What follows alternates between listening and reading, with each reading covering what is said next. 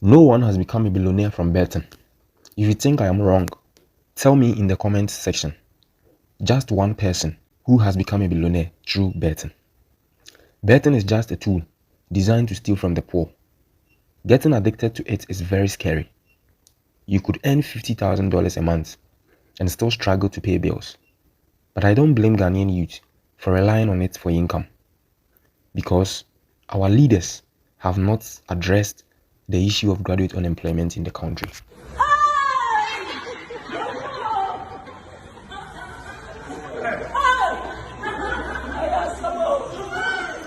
Welcome to Ko-Fi Ghana's Insights. On this channel, I deliver insightful content about a range of topics including Ghanaian music, sports, politics, and other significant issues affecting the country. In my last two videos, I discussed an inspiring figure in the music scene, Sarkodie, highlighting the beginning of his career and explaining why he is regarded as the greatest rapper in Africa. This video will address a crucial issue currently facing the country: the rise of sports betting as an alternative for the youth and the potential threat it poses to the nation's development.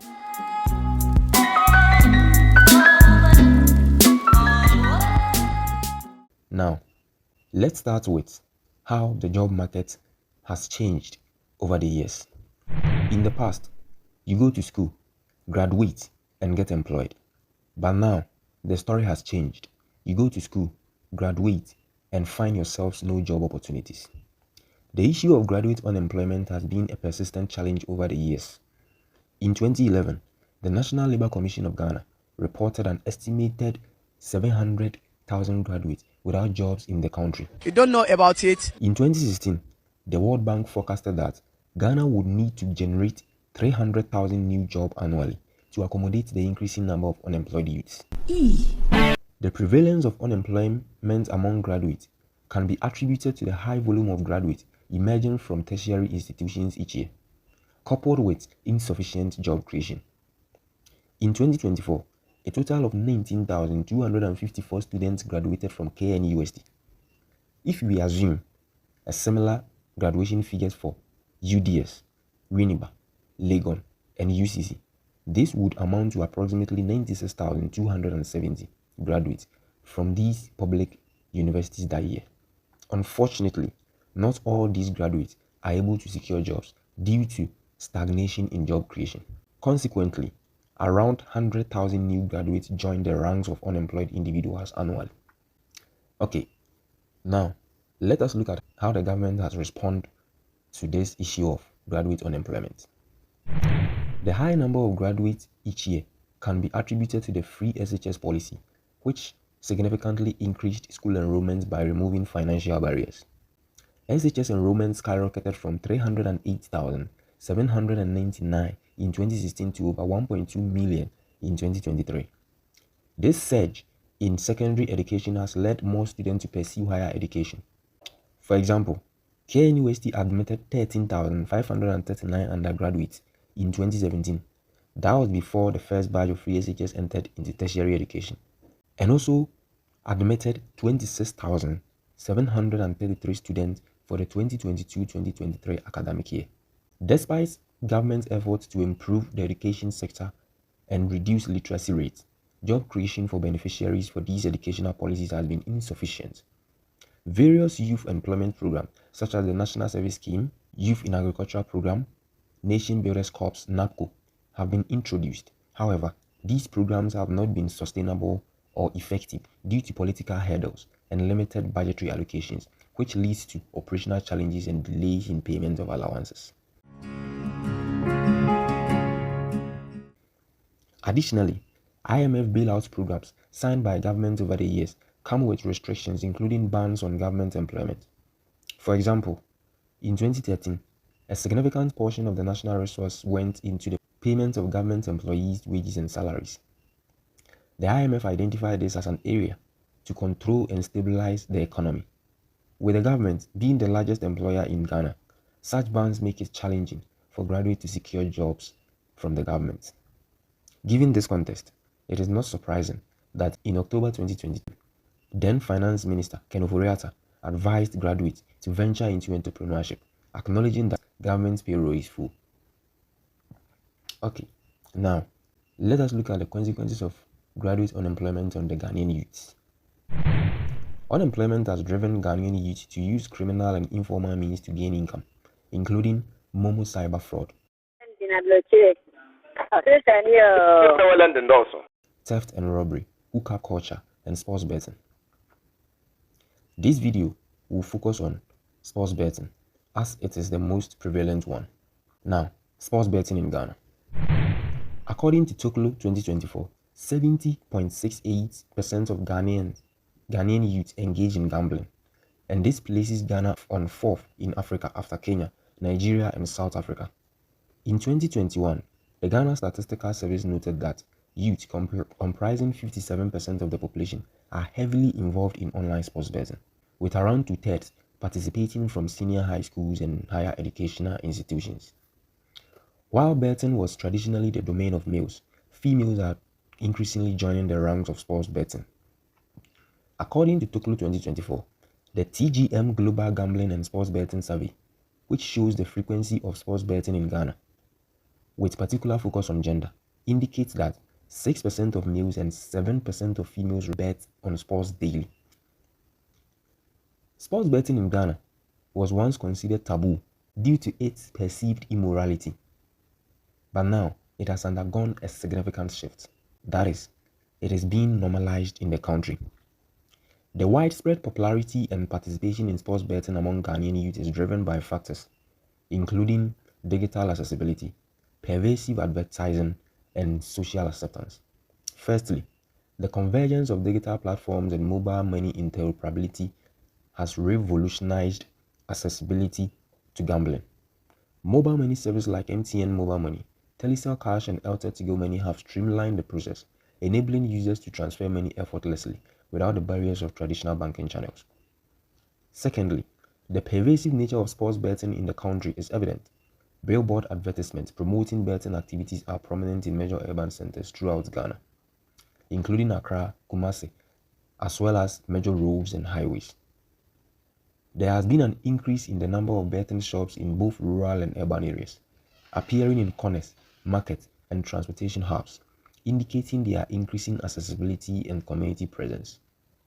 These normalize sports betting. People are also enticed to embrace gambling through television, radio, and newspapers. Some betting companies have further entrenched themselves in Ghanaian society by sponsoring major events, such as Bet Power, committing $6 million to sponsor the Ghana Premier League in 2022.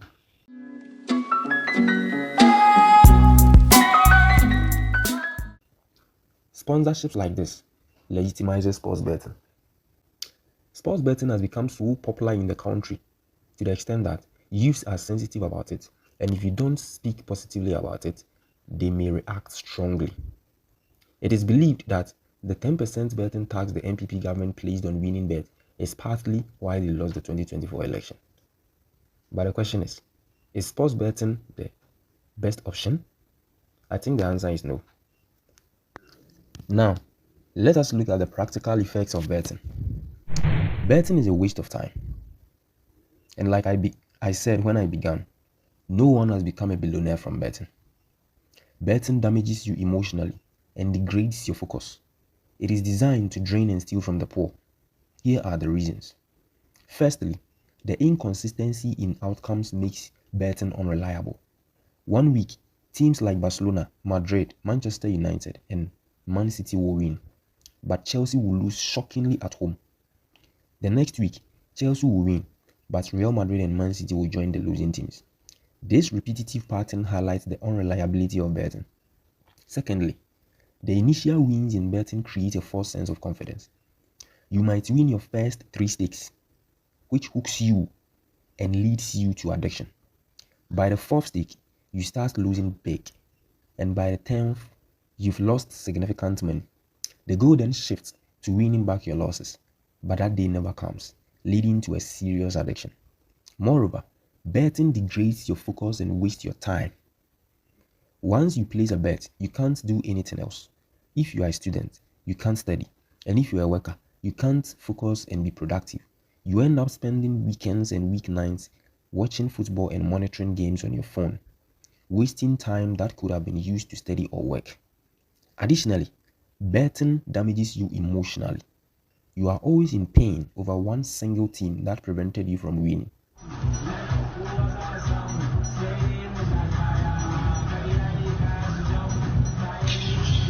God! You find yourself cursing teams and players. Oh Charlie, ade amba pe di ayeme de, menka ne hwe. Hwe, bet ni nyina abo. Enso hwe ne Manchester ayeme. Manchester winia enkamedi 100 million. Hey Charlie, ayeme ya. Manchester menka omo hwe. You are always cursing teams and find yourself making these utterances. Finally, one serious aspect of betting addiction is that you can earn as much as $50,000 a month from your job, but still struggle to pay bills because betting takes all your earnings. The moment you take money, the goal is to bet. While someone will take money to pay bills, to put up structures and buy cars, you take money to go and bet. Yes, this cycle makes it difficult to manage finances and leads to emotional distress. Now let us continue with why betting is a threat to Ghana as a country. The individual effects of betting addiction have a far-reaching implications for Ghana. This is because emotionally drained, less productive youths who can't manage their finances are unlikely to be good leaders. Hassan Ayariga, the founder of All People's Congress Party, stated that the proliferation of sports betting could install a culture of laziness among Ghanaian youth, posing a threat to the country's future workforce and development prospects. Of young people are complaining about I would cancel betting because betting is an avenue for, what do you call it, lazy people. Really? Of course, why do you bet? There are a lot of young people. Because they have no jobs, Giovanni. They're looking for avenue. So you would cancel betting? I will cancel betting. Make it illegal? Illegal in my country. Why do you bet? What do you mean by betting? When I need young people like them to sit on computers and design things and build a country where we have the highest technology in Ghana, in the world, you are sitting down doing betting.